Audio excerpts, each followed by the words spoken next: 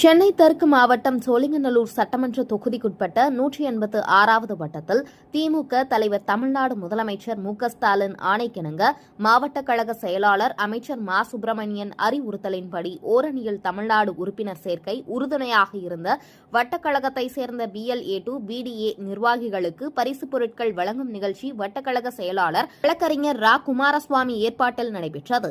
இந்நிகழ்ச்சியில் சோழிங்கநல்லூர் சட்டமன்ற உறுப்பினர் அரவிந்த் ரமேஷ், சோழிங்கநல்லூர் மேற்கு பகுதி கழக செயலாளர் 14வது மண்டல குழு தலைவர் பெருங்குடி SV ரவிச்சந்திரன் கலந்து கொண்டு சிறப்புரையாற்றினார். மேலும் பரிசுப் பொருட்களை வழங்கினார். அதனைத் தொடர்ந்து அனைவருக்கும் அறுசுவை பிரியாணி வழங்கப்பட்டது.